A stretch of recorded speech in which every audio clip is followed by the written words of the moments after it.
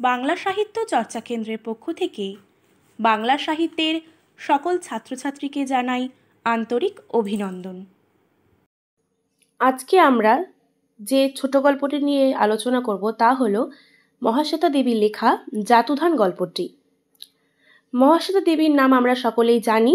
স্বাধীনতা উত্তরকালে বাংলা সাহিত্যের একজন অন্যতম কথাশিল্পী ছিলেন তিনি। তার উপন্যাস, তার ছোট গল্প, এর জগৎ সম্পূর্ণ ভিন্ন ধরনের। যে মানুষগুলোর কথা এতদিন সাহিত্যে সেভাবে শোনাই যায়নি বা বলাই যায়নি, অধিকাংশই যারা সুযোগ পেত না আত্মপ্রকাশের, সেই সমস্ত ভয়েসলেস সেকশন অফ ইন্ডিয়ান সোসাইটিকেই তিনি আত্মপ্রকাশের সুযোগ করে দেন তার লেখার মধ্য দিয়ে। সমাজের মূল স্রোত থেকে যারা বিচ্ছিন্ন, অবহেলিত, অনগ্রসর আদিবাসী জনগোষ্ঠী, যারা যুগ যুগ ধরে সমাজের দিকু তথা এলিয়েট শ্রেণীর দ্বারা শোষিত হয়ে আসছে, বঞ্চিত হয়ে আসছে, তাদের যে জীবন সংগ্রামের কাহিনী, এটাই তার লেখার মধ্যে অধিকাংশ ক্ষেত্রে প্রকাশ পেতে দেখা গেছে তার ছোট গল্প, তার উপন্যাস, এই সমস্ত লেখাতে। তার লেখায় যেন হয়ে উঠেছে আদিবাসী জনগোষ্ঠীর জীবন্ত এক একটি ঐতিহাসিক দলিল। মহাশ্বেতা দেবী অত্যন্ত সমাজ সচেতন, বাস্তববাদী শিল্পী। বাস্তবে তিনি যা দেখেছেন, যাদের মধ্যে ঘুরেছেন, দিন কাটিয়েছেন, সেই প্রান্তকায়িত আদিবাসী সহজ সরল সাধারণ মানুষগুলোকেই তিনি স্মরণ নিয়েছেন তার লেখার ক্ষেত্রে এবং আশ্চর্য শিল্পরূপ দান করেছেন তাদের জীবন কথাকে নিয়ে। তাই দলিত, অন্তজ, প্রান্তিক, পিছিয়ে পড়া, শোষিত ও বঞ্চিত আদিবাসী মানুষ হয়ে উঠেছে তার উপন্যাসের অথবা তার ছোট গল্পের মূল প্রধান চরিত্র। জাতুধান গল্পটি আমরা দেখতে পাই বর্তিকা পত্রিকাতে প্রকাশিত হয়। 1985 সালে পুনর্মুদ্রণের পূর্বে 1978 খ্রিস্টাব্দে এটি প্রথম প্রকাশ হয়, যদিও সেই প্রকাশের স্থানটি অজ্ঞাত। পরবর্তীকালে বেহুলা গল্পগ্রন্থে অন্তর্ভুক্ত হয় এই ছোট গল্পটি। এই ছোট গল্পের মধ্যে আমরা দেখতে পাই মানুষের ক্ষুধার যন্ত্রণা, এটাই মূল উপজীব্য বিষয়। অভাবের সর্বগ্রাসী দাহ মানুষকে যে কতটা অচিন্তনীয় নিচতায় নামাতে পারে, এই গল্প কাহিনীতে প্রায় তারই পরিচয় আমরা খুঁজে পেয়েছি।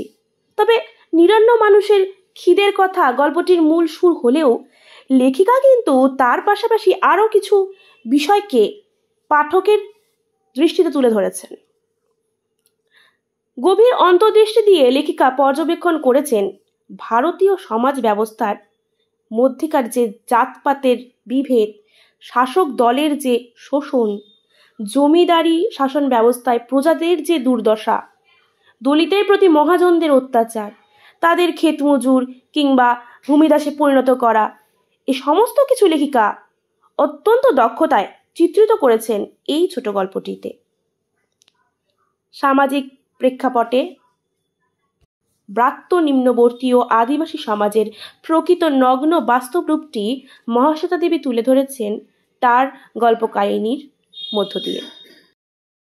সেই সঙ্গে উচ্চবর্গের সমাজের নির্দয় রূপ, পুরুষদের বহুবিবাহ, সতীন প্রথা ও অবরোধবাসিনী নারীদের জীবনের দুঃখ কষ্টের কথা অত্যন্ত সুকৌশলে লেখিকা তুলে ধরেছেন। সব মিলে জাতুধান হয়ে উঠেছে বহুশরিক আবেদন সম্পন্ন মহাশ্বেতা দেবীর একটি অসামান্য শিল্পকর্ম।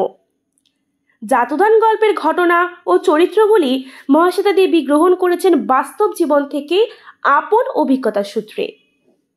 নিম্নবর্গীয় মানুষদের নিম্নমানের জীবনযাত্রা, অভাবতাড়িত সংসার জীবনের যন্ত্রণাময় রূপ, তাদের প্রতি সমাজের উচ্চবর্ণের মানুষদের অপরিসীম ঘৃণা, চরম নির্যাতন, শোষণ, বঞ্চনা এবং সমাজ, প্রশাসন ও প্রকৃতির বিরূপতায় পর্যদস্ত মানুষদের জীবনের ছবি নিপুণতার সঙ্গে তুলে ধরেছেন লেখিকা।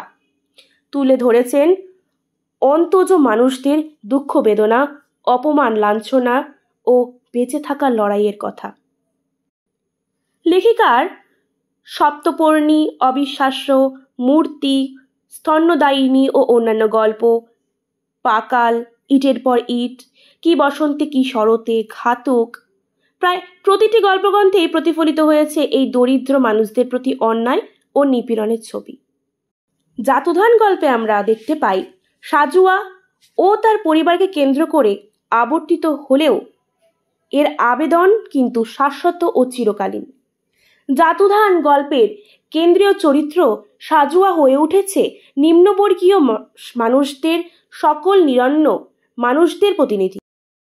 মহাশ্বেতা দেবীর অন্যান্য রচনা যেমন ভাত, জন্মতিথি, বান, ব্রাহ্মণ, রাক্ষস, সাত সকালের মা, স্তন্যদায়িনী প্রভৃতি গল্পে চিরক্ষুধার্ত মানুষের কথা যেমন রয়েছে, ঠিক তেমনই জাতুধান গল্পেও প্রাধান্য পেয়েছে নিরন্ন মানুষের খিদের কথা।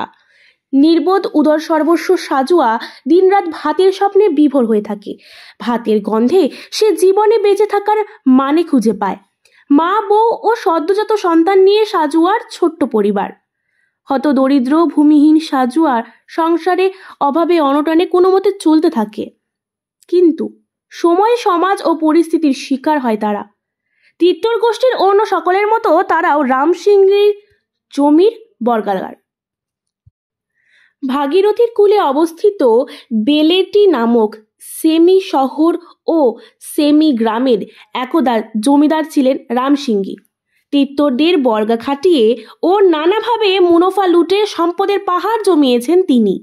তাই তিত্তররা যেখানে ঠিকমতো খেতে পায় না, সেখানে বিপুলভাবে রামজননীর মাতৃশ্রাদ্ধের অনুষ্ঠান আয়োজিত হয়েছে।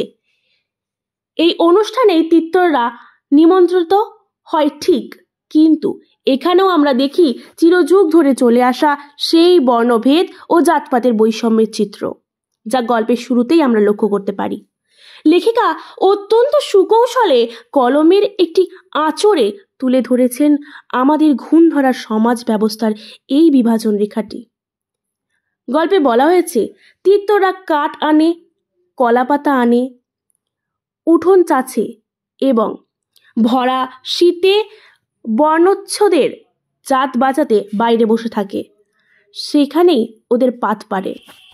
সমাজের নিম্নবর্গীয় মানুষদের প্রতি তথাকথিত উচ্চবর্গের মানুষদের যে তুচ্ছ তাচ্ছিল্য, ঘৃণা ও বিদ্বেষ যে কতটা প্রবল ছিল তার জ্বলজ্বন্ত নিদর্শন কিন্তু এই দৃশ্যটি।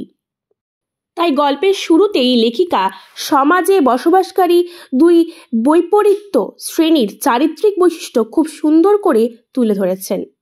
এর একদিকে রয়েছে সমাজের মূল স্রোত থেকে বিচ্ছিন্ন, অবহেলিত ও শোষিত প্রান্তবর্গীয় মানুষজন, আর অন্যদিকে রয়েছে সমাজ কাঠামোর একেবারে শীর্ষে অবস্থিত দিকু তথা এলিট সম্প্রদায়ের মানুষজন, যারা কিনা প্রতিনিয়ত শোষণ করে চলেছে সমাজের নিচু তলার মানুষদের।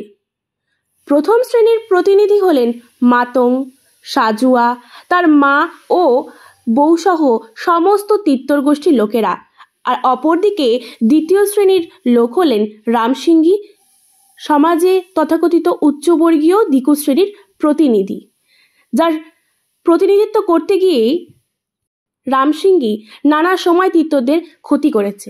এই তিত্তররা তার বর্গাদার। সুবিধাবাদী স্বার্থন্বেষী রামসিংহীর সামন্ত সুলভ মনোভঙ্গির নিপুণ পরিচয় লেখিকা তুলে ধরেছেন।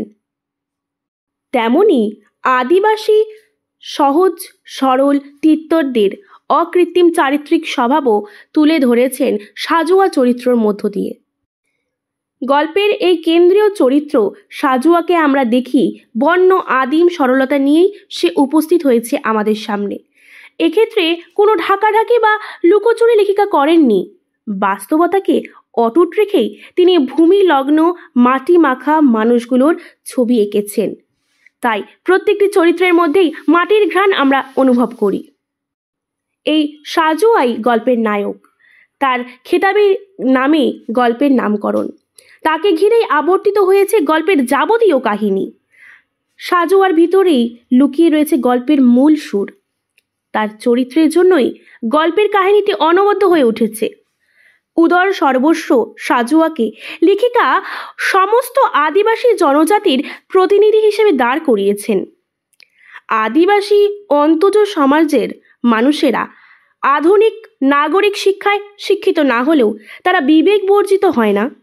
তারা অতি সহজ সরল, বড়ই অমায়িক। মাটির মতোই এদের হৃদয় কোমল।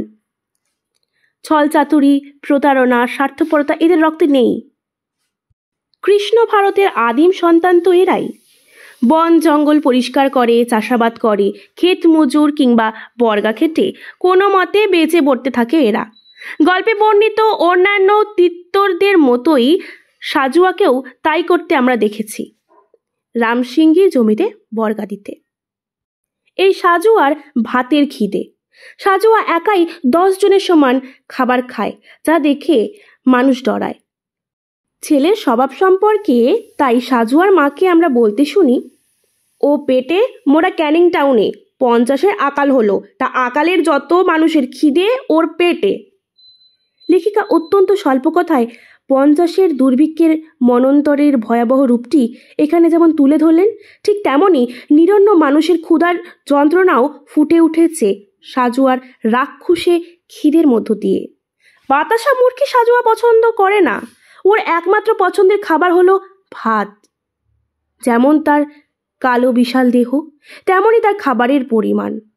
রামসিংহীর মাতৃশ্রাদ্ধে ভাতের পাহাড় উড়িয়ে দিচ্ছিল ও, কোনো রকম কথা না বলে, বিচলিত না হয়ে।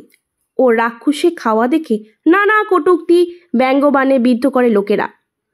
সাজুয়ার সামনে এসে রামসিংহী অন্যদের বলে, এর কথাই বলছিলাম, মা ওকে বসে খাইয়ে গেছে। পাকা 2 কিলো চালের ভাত জলপান খাবে, আবার বিকেলে 2.5 কিলো চালের ভাত। পুরুত মশাইও খোঁচা দিয়ে বলেন, মিষ্টি মেঠাই তাহলে ওই ওড়াবে। শুধু ব্যঙ্গবাণে বিদ্ধ করে থেমে যান না তিনি, সাজুয়ার একটা খেতাবি নামও দিলেন বামুন ঠাকুর, জাতুধান। এই নামের মানে হলো রাক্ষস। অত্যন্ত পরিহাসের সঙ্গেই তিনি বলেন, রাক্ষস কি হে তুমি বাবা জাতুধান, রাক্ষস নামে জাকজমক নাই, জাতুধান বললে বেশ মানাচ্ছে।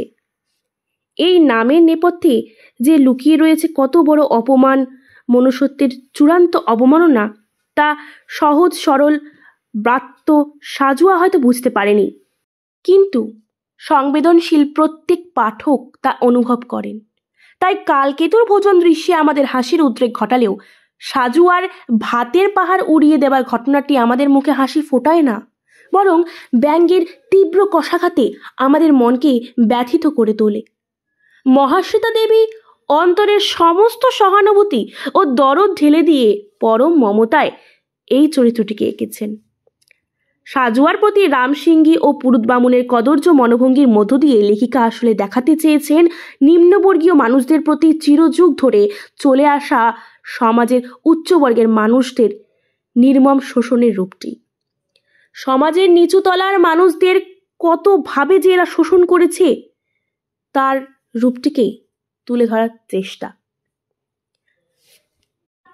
সমাজের উচ্চ বর্গের মানুষদের হাতে যেমন নিম্নবর্গীয় মানুষেরা সবসময় কষাঘাত খেয়ে আসছে, ঠিক তেমনই প্রাকৃতিক দুর্যোগেরও এরা শিকার হয় বারংবার। জাতুধান গল্প কাহিনীতেও আমরা দেখি বন্যা বিধ্বস্ত জনজীবনের অশেষ দুর্গতির ছবি। ভাগীরথীর কূলে অবস্থিত বেলেটি গ্রাম বন্যায় তলিয়ে যায়। পেটের দায়ে তিত্তররা অন্যত্র আশ্রয় খোঁজার চেষ্টা করে। অন্নলোভী সাজুয়াও ভর পেট খাবারের লোভে আশ্রয় নেয় ভাগীরথীর চরে। অপার শান্তিতে বিড়ি টানতে টানতে সে ভাবে, বান হোক, গ্রাম ভাসুক, চর তো ডোবেনি। ঘুমিয়ে পড়েও, কিন্তু মাঝরাতে মাচাঙ্গের ঘুঁটিতে জলরাশির ধাক্কায় ঘুম ভাঙে সাজুয়ার। বিমূঢ় আতঙ্ক বিহবল সাজুয়া কিছু বোঝার আগেই অশান্ত জলরাশি তাকে ভাসিয়ে নিয়ে যায়। তার মৃত্যু সংবাদ ছড়িয়ে পড়ে বেলেটি গ্রামে। মাতং রামসিংহীর কাছ থেকে সাজুয়ার শ্রাদ্ধের চাল এক প্রকার জোর করেই আদায় করে নেয়। তার মৃত্যু শোকে মা ও বউ যেন বিষাদ প্রতিমায় পরিণত হয়। গল্প কাহিনী যখন এভাবে দ্রুত গতিতে এগিয়ে চলছে, ঠিক তখনই সকলকে চমকে দিয়ে মাঝরাতে হঠাৎ আবির্ভূত হয় সাজুয়া। সাজুয়ার এই পুনর্জন্ম, মরে ফিরে আসার ঘটনাই হলো গল্পের ক্লাইম্যাক্স তথা শীর্ষবিন্দু। সাজুয়ার বেঁচে ফেরার মধ্য দিয়ে লেখিকা প্রতীকী ব্যঞ্জনা ফুটিয়ে তুলেছেন। সাজুয়া আসলে নিম্নবর্গীয় ব্রাত্য মানুষগুলোর সংগ্রামী চেতনার প্রতীক। জীবনযুদ্ধে পর্যদস্ত অথচ হার না মানা অপরাজেয় প্রাণসত্তার প্রতীক সাজোয়া। তাই যে কোনো মূল্যেই সে তার জীবনকে বাঁচিয়ে রাখতে চায়, অস্তিত্বকে টিকিয়ে রাখার প্রয়াস করে। ফলে বেঁচে ফিরে এসেও সাজোয়া সে খবর লোকসমাজে প্রচার করতে চায়নি, কারণ সে বেঁচে আছে জানলে তার শ্রাদ্ধের জন্য পাওয়া চালের বস্তা রামসিংহীকে ফেরত দিতে হবে। অনাহারে না খেয়ে মরতে হবে গোটা পরিবারকে। তাই আমরা দেখি রাতের গভীর অন্ধকারে সাজোয়া মা বউয়ের হাত ধরে চালের বস্তা কাঁধে নিয়ে গ্রাম ছাড়ে। পেছনে পড়ে থাকে তার জন্মভূমি, 7 পুরুষের ভিটে, মাটি, পরিচিত মানুষেরা।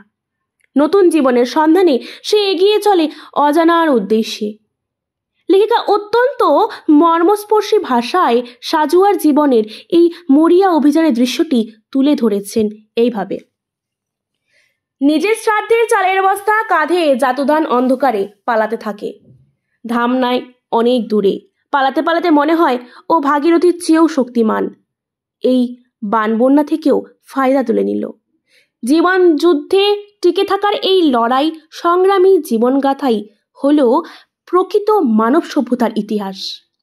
প্রতিকূল সমাজ ও প্রকৃত পরিবেশের বিরুদ্ধে মানুষকে ঠিক এইভাবেই টিকে থাকতে হয়। জীবনের সেই সংগ্রামী আদিম প্রবৃত্তির সত্যরূপটি লেখিকা সাজোয়ার জীবন বৃত্তান্তের মধ্য দিয়ে তুলে ধরেছেন, ঠিক যেমনটি দেখিয়েছেন রামেশচন্দ্র সেন তার ডোমের চিতা গল্প কাহিনীতে। সাজোয়া চরিত্রের পাশাপাশি মাতং চরিত্রটি নিজ মনুষ্যত্ববোধের মহিমায় উজ্জ্বল। এই গল্পের একটি অন্যতম চরিত্র এই মাতং। সৎ, সহজ সরল, বিবেকবান আদিবাসী তিত্তর গোষ্ঠীর অন্যতম নেতৃস্থানীয় মানুষ সে। অনেকটা পদ্মা নদীর মাঝি উপন্যাসে হোসেন মিয়ার মতো দিলদরিয়া মানুষ। যদিও দুজনের মধ্যে বৈসাদৃশ্য প্রচুর। হোসেন মিয়া ময়নাদ্বীপে নিজস্ব জগৎ তৈরির সংকল্পে সাধারণ জেলে মাঝিদের প্রতি সাহায্যের হাত বাড়িয়ে দিয়েছিল, কিন্তু মাতং এই ধরনের কোনো নিজ উদ্দেশ্য চরিতার্থের প্রসঙ্গ আমরা পাই না।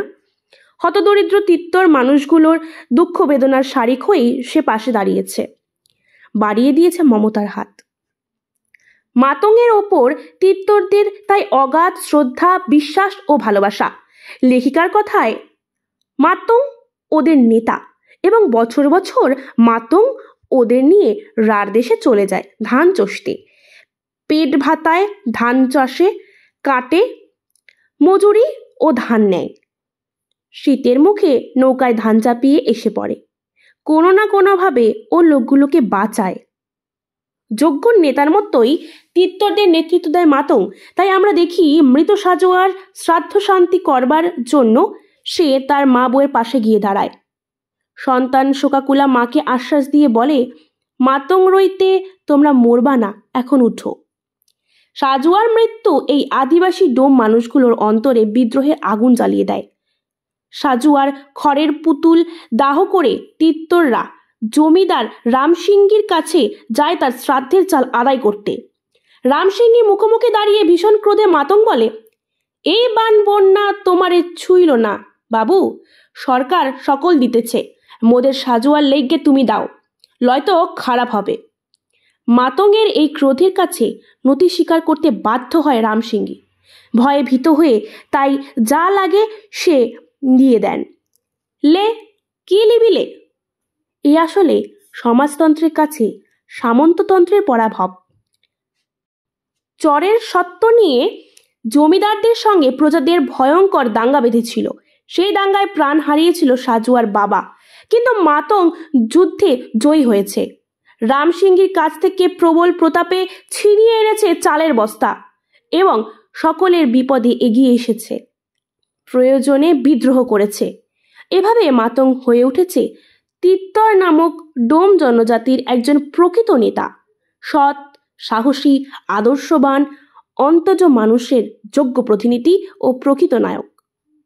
এই গল্প অবলম্বনে আমরা দেখতে পাই লেখিকা তিত্তর জনগোষ্ঠীর জীবনযাত্রা, তাদের জীবিকা, স্বভাব বৈশিষ্ট্য তুলে ধরার পাশাপাশি এর বিপরীতে অবস্থান করা সমাজের তথাকথিত উচ্চ বর্গের মানুষদের প্রকৃত পরিচয়টিও খুব সুন্দর করে তুলে ধরেছেন।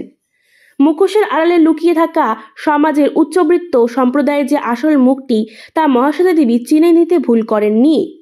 তাই তার প্রায় প্রতিটি লেখার মধ্যেই আমরা খুঁজে পাই অত্যাচারী সুবিধাবাদী শোষক শ্রেণীর নির্দয় রূপ।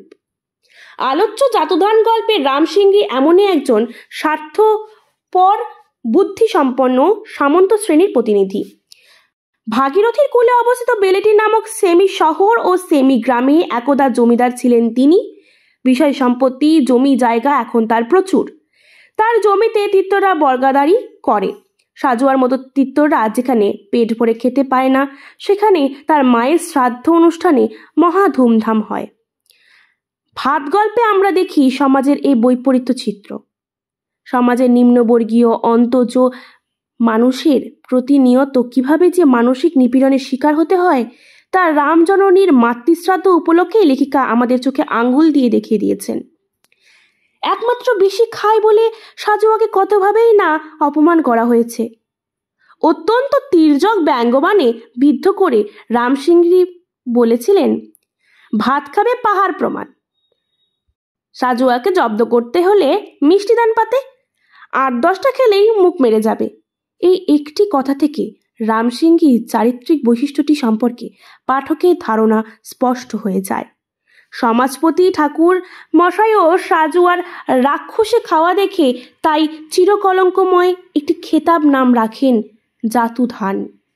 তার এই নামকরণে সহজ সরল সাজুয়া বিচলিত হয়নি, একথা সত্য, কিন্তু অপমান তো তাতে জড়িত ছিল। মানসিক নির্যাতন তো আছেই, সেই সঙ্গে এলিট শ্রেণীভুক্ত এই উচ্চবর্গীয় মানুষদের যে নিম্নবর্গীয় মানুষদেরকে সর্বদা অপমান করার যে চক্রান্ত তা এই গল্পে বর্ণিত হয়েছে। রামসিংহী কিন্তু নিজের লাভের অংশটা অত্যন্ত ভালো জানেন। তাই আমরা দেখি বন্যার খবর পেয়ে আগে সে জনগণকে না জানিয়ে নিজের খামারের গরু মোষকে অন্যত্র সরিয়ে ফেলেছেন। মাতঙ্গের চোখে তা ধরা পড়েছে। তার এই নির্দয় রূপটি নিয়ে মাতঙ্গ বলে, জল আসবে জেনেছিল, কারেও বলে নাই, মোষের কথা ভাবলো, মানুষের কথা ভাবে নাই। মানুষের কথা কখনোই ভাবেন না রামসিংহীর মতো মানুষেরা। আর ভাবেন না বলেই সাধারণ মানুষগুলোর এরও দুর্দশায় পড়তে হয়। এই শ্রেণীর মানুষগুলো জানেন বান বন্যা দুর্যোগের দিনেও কি করে নিজের ফায়দা আদায় করতে হয়। বান বন্যার পর আকাল দেখা দেবে, সেই দুঃসময়ে দ্রব্যমূল্য হবে আকাশ ছোঁয়া। সেই সুযোগ নিজের গুদামে মজুত রাখা চাল ডাল ও অন্যান্য বস্ত্র সামগ্রী থেকে প্রচুর উপার্জন করতে পারবেন তিনি। তাই বন্যার খবর জেনেও চেপে গিয়েছেন রামসিংহী। তার এই দুষ্ট বুদ্ধি বিডিও ধরতে পেরেছিলেন। তাই বিডিও সাহেবকে রামসিংহী সকাতরে অনুরোধ করে বলেন, সে তো হয়ে গেছে, চেল্লাচেল্লি করিয়েন না স্যার, এর ডোমগুলো শুনলে ছিঁড়ে খাবে। রামসিংহীর লোলুপ দৃষ্টি এতটাই তলানিতে গিয়ে ঠেকেছে যে ত্রাণ কাজের শিবির তার বাড়িতে না হয় তিনি মনে ব্যথা পান, কারণ ত্রাণ কেন্দ্র থেকে লাভের স্বপ্ন তার বানচাল হয়ে যায়। তার এই অধপতিত মনের চোরা গলির সন্ধানও লেখিকা আমাদের দিয়েছেন। রামসিংহীর চর ডুবতে পয়লা ব্যথা পায়, দ্বিতীয় ব্যথা পায় রিলিফের গম চিড়ে গুড় কাপড় ইত্যাদি হেফাজতি না পেয়ে। আকালের দিনেও সাধারণ মানুষগুলোর কথা ভাবে না এই সমস্ত মানুষেরা। সর্বকালে সব সমাজেই রামসিংহীর মতো কতিপয় স্বার্থপর মানুষরূপী রণপিশাচেরা বাস করে আসে, যার ফলে সাধারণ মানুষেরা সর্বদাই সর্বনাশের পড়তে দেখা যায়। এরাই সমাজের জঞ্জাল, কদর্যতার অসামাজিকতার ঘৃণ্য প্রতীক এরাই। সামন্ত সুলভ শোষক রূপের পাশাপাশি রামসিংহীর চরিত্রের মধ্যে আমরা পুরুষতান্ত্রিক সমাজের প্রতাপও লক্ষ্য করি। মণিবান তার প্রথম স্ত্রী, সন্তানের জন্ম দিতে তিনি অক্ষম, তাই রামসিংহী তার শালীকে বিবাহ করে বছর বছর পুত্রধন বাড়িয়ে চলে। মণিবান উপেক্ষিতা নারীর মতোই দুধেল গরু মোষ নিয়ে বাকি জীবন কাটিয়ে দেয়। রামসিংহীর পারিবারিক জীবনের এই গল্প কাহিনীতে অনেকগুলি বিষয় লেখিকা আলোকপাত করে গেছেন। পুরুষতান্ত্রিক সমাজে নারীর প্রকৃত অবস্থান কোথায় তা যেমন এখানে ফুটে উঠেছে, ঠিক তেমনই পুরুষদের বহু বিবাহ সতীন প্রথার মতন সামাজিক যে ব্যাধিগুলি তাও পরোক্ষভাবে প্রকাশ পেয়েছে। উচ্চবর্গীয় সমাজের মধ্যে এই লিঙ্গ বৈষম্য রয়েছে, বিপরীতে নিম্নবর্গীয় সাম্যবাদী সমাজ ব্যবস্থায় নারী পুরুষের সমানাধিকার রয়েছে সবকিছুতে। এই কথাটি কিন্তু মহাশ্বেতা দেবী সুকৌশলে সাজুয়ার পারিবারিক বৃত্তান্তের মধ্য দিয়ে তুলে ধরেছেন। নিম্নবর্গীয় সমাজে নারী পুরুষেরা পরস্পরের হাতে হাত মিলিয়ে কাজ করে। সংসারে নারী পুরুষ উভয়ই সমান অংশীদার। অন্তঃপুরে বন্দিনী না থেকে এই সমাজের নারীরা নিজ কাজকর্মে অর্থ উপার্জনের মধ্য দিয়ে একটা স্বতন্ত্র নারী পরিসর খুঁজে নিয়ে আগাগোড়ায় এগোতে সচেষ্ট হন। তাই সাজুয়ার বউ ও মাকে আমরা দেখি সাজি ডালা কুলো তৈরি করে অর্থ উপার্জন করতে। শুধুমাত্র সাজুয়ার উপর নির্ভর করে তারা থাকেননি। লেখিকার কথায় ওদের সমাজ সাম্যবাদ। মা বুড়ি বসে খায় না, বউও বসে খায় না, ওরা সম্বৎসর খেটে খায়। সমানে সমানে কথা ওদের মধ্যে চলে। এভাবেই ডোম তিত্তর জনজাতির মর্মমূলে মিশে গিয়ে লেখিকা অনুভব করেছেন তাদের হৃদয় স্পন্দনকে, তাদের জীবনযাত্রা, সুখ দুঃখ, প্রেম ভালোবাসা, বাঁচার লড়াই, টিকে থাকার লড়াই, অধিকার আদায়ের কথা সবই মহাশ্বেতা দেবী তুলে ধরেছেন তার এই ছোট গল্পটির অনুবিশ্বে। বিন্দুতেই যেন এই গল্পের মধ্য দিয়ে আমরা সিন্ধুর স্বাদ পাই। জাতুধান ছোট গল্পটিকে আমরা বলতে পারি পিকচার অফ রিয়েল লাইফ। নিম্নবর্গীয় ব্রাত্য ডোম তিত্তরদের জীবন যন্ত্রণার এটি এক বাস্তব আলেখ্য, এক বিশ্বস্ত দলিল। সুতরাং এইভাবেই সমগ্র গল্পটি আলোচনার মধ্য দিয়ে আমরা বলতে পারি কাহিনীর দিক দিয়ে হোক অথবা চরিত্র নির্মাণ, বাস্তবতা, ভাষা, সংলাপ, বর্ণনা রীতি সব দিকেই বিচার বিশ্লেষণ করে বলা যায় মহাশ্বেতা দেবীর এই জাতুধান গল্পটি একটি সার্থক সৃষ্টিতে পরিণত হয়েছে।